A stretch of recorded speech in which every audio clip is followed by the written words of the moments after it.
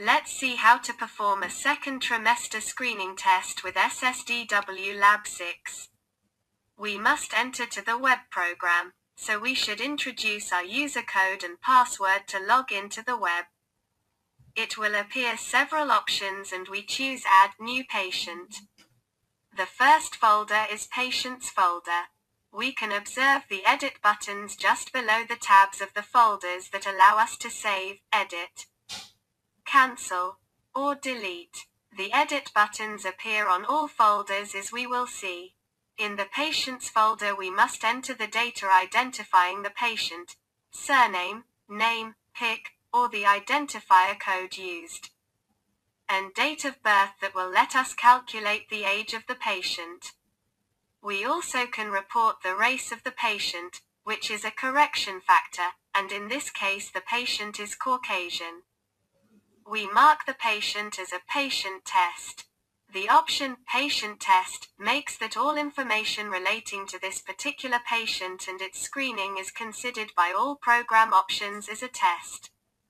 So this screening will not influence in the quality controls and will not intervene in statistical calculations. The next folder is Pregnancy folder. In this one we collect information concerning the pregnancy. The minimum information required is the weight of the patient, which is a correction factor. The height of the patient is only mandatory in preeclampsia screenings. The number of fetus. If it is a twin pregnancy, we can report the placenta type. In this case is a single fetus pregnancy. Also we can report the pregnancy type, spontaneous, in vitro fertilization, artificial insemination, transfer of frozen embryos, other. In this example we select the type of pregnancy as spontaneous. If we know, we can report the date of the last menstrual period, which can be used to compute the gestational age. The following folder is the screening folder. We must enter the date of screening. That it's usually the same as the blood sample extraction date. We also select the screening profile. We choose second trimester quad test. We can observe that there is a section regarding correction factors and other for previous congenital anomalies. We can observe the Caucasian race is marked, as we have previously defined. The correction factors and previous congenital anomalies are 3 state boxes. When the box is a dull blue color when it is being edited, gray when we save it means not informed, not valued. The empty box means no and the box with the verification check means yes. By default these are in not valued state, unless some previous information that has been reported conditions their status. Like hormonal stimulation, which is marked as no, empty box, since it has previously been reported that the type of pregnancy is spontaneous. In this screening we mark all of them as no. Once we save, we can observe that the last 3 folders, blood test, ultrasound and risk, are created. The next is blood test folder.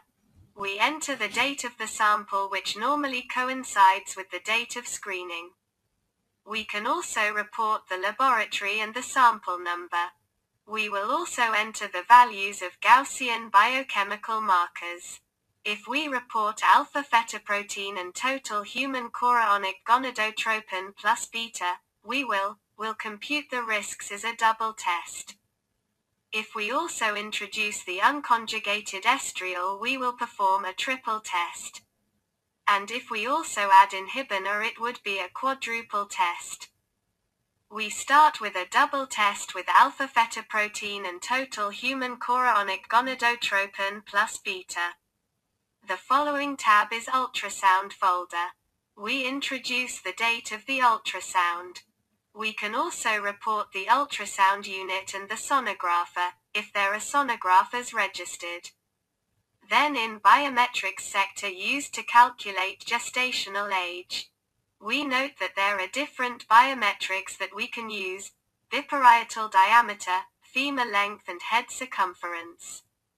We introduce the value of BPD. we can observe that there is a section called fetal dichotomous markers where there are several second trimester dichotomous markers such as echogenic cardiac foci, ventriculomegaly or nuchal fold thickness, etc., that in case that have been assessed by the sonographer, can be reported. They are also 3 state boxes, which by default are in the not valued state. The fetal dichotomous markers, when they are reported as no, empty, the risk decrease, and when they are reported as yes, check, the risk increase. And finally we come to the folder called risk. We find on the top of this folder, the computed risks. Maternal age risk, trisomy 21 risk, trisomy 18/13 risk, and neural tube defects risk.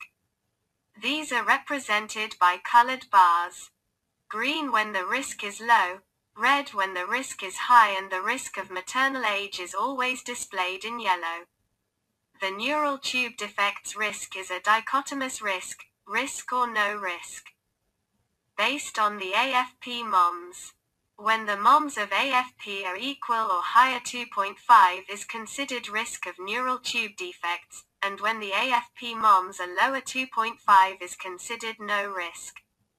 In the middle we find information about the Gaussian markers used in risk calculations.